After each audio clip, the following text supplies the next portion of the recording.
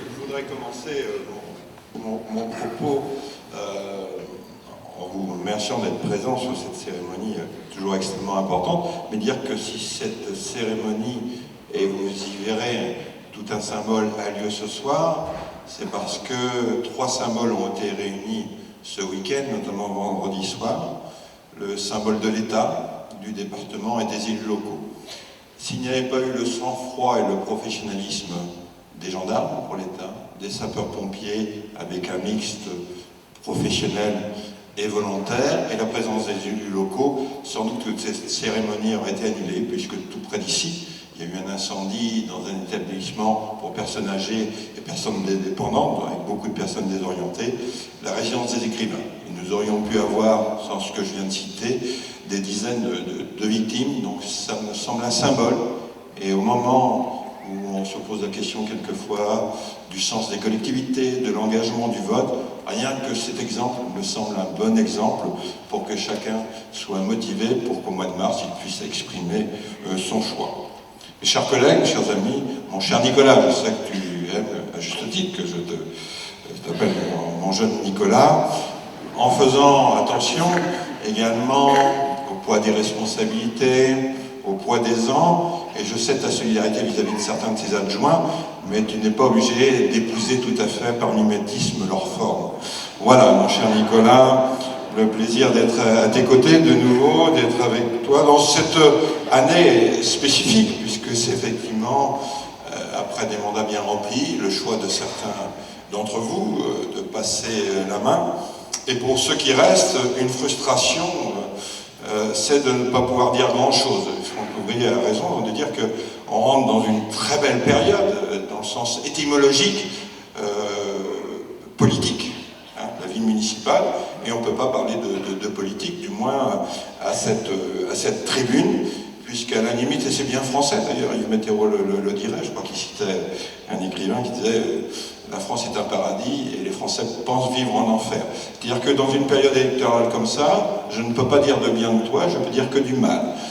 Donc en général, surtout dans le pays blanc, en Gwenran, au moins on a le noir et blanc, parce que le Gwenalu flotte sur la ville de Guérande, et donc on peut être que négatif, ce qui est quand même un peu un tempérament bien français. Alors nous allons ouvrir une séquence importante pour notre démocratie qui va durer 2 ans, et en 2 ans nous aurons 5 élections.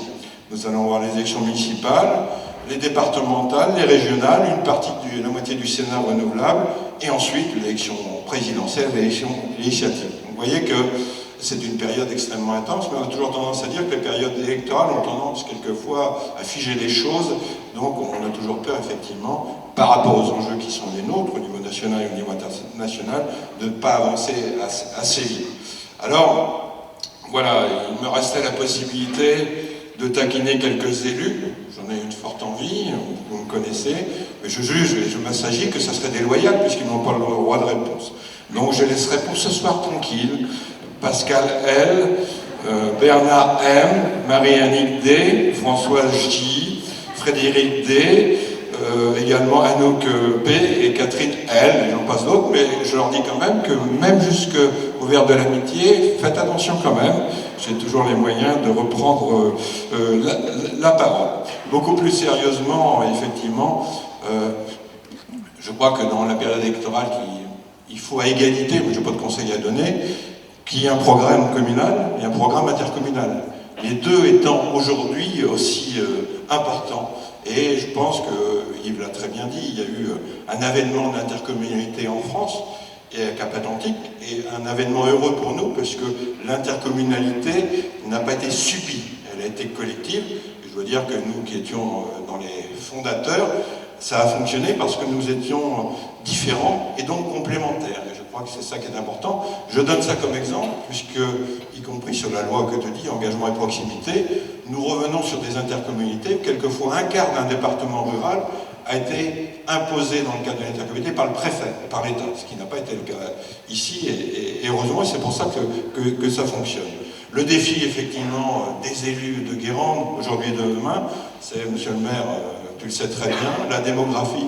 15 000 habitants, bien qu'on voit qu'il faut, comme dans une entreprise ou ailleurs, dans les associations, avoir une pyramide des âges, et les efforts qu'il faut faire aujourd'hui, pour maintenir une population avec ce qu'on appelle le desserrement familial, avec le vieillissement.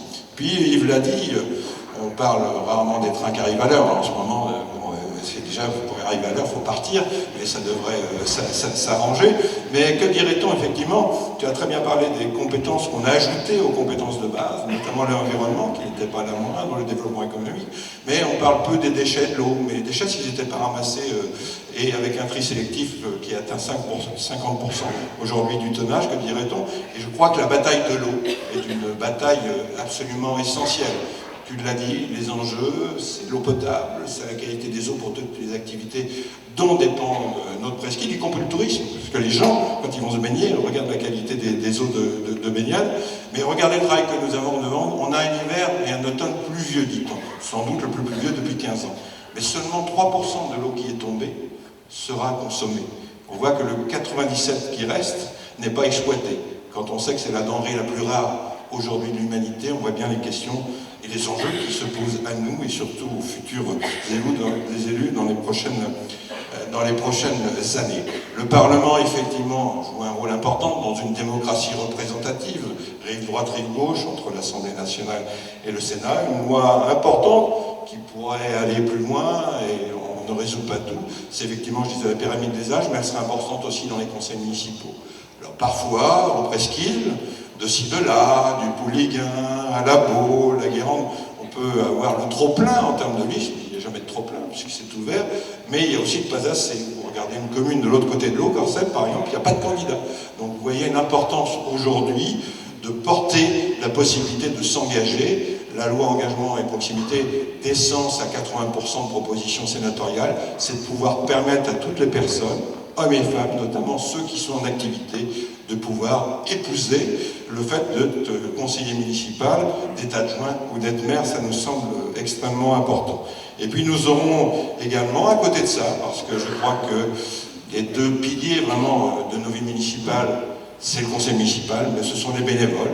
Et Franck, nous aurons l'occasion, autour de Christelle Morancet, dans les prochaines semaines, de lancer au niveau de la région Pays de la Loire, je pense que ça sera une première en France, une fondation du bénévolat, pour là aussi encourager et maintenir les vocations dont nous avons besoin. D'ailleurs, tout à l'heure, nous rendrons hommage justement à des personnes qui ont fait des décennies de bénévolat, qui n'ont pas terminé. Deux lois aussi importantes, alors je crois Ségaré de Guérande ou de la Cap-Atlantique, qui vont venir d'ici le printemps, sans doute d'ici les élections municipales. Une loi sociétale, la loi bioéthique, qui est une loi extrêmement importante, comme on a eu des lois aussi depuis 30 ou 40 ans, comme l'interruption volontaire de grossesse, comme le mariage pour tout, comme le Pacs. Et une loi sociale qui est d'actualité, même si la tension et la pression semblent retomber un peu, la réforme des retraites, qui fait partie de nos acquis, comme notre fameuse sécurité sociale. Donc, vous voyez des choix extrêmement importants. J'espère, nous, qu'entre les deux assemblées, nous trouverons le bon équilibre. En tout cas, il est important pour l'avenir de notre pays. D'ici ces 2 ans, 2022, nous aurons l'élection reine, l'élection présidentielle, mais qui est une élection entre guillemets individuelle. En 2020, vous avez l'élection municipale, qui est une élection collective qui fonde le quotidien de la République, et je crois que c'est absolument essentiel. On a sur notre fronton la fraternité, et cette fraternité, nous en avons besoin. Voilà, mon cher Nicolas, en ayant été plus court et moins taquin que d'habitude, plus sérieux, le propos que je voulais tenir, j'aurai l'occasion tout à l'heure de revenir pour remercier un Guérandais émérite. En tout cas, dans l'attente, je voulais vous souhaiter à toutes et à tous une excellente année 2020.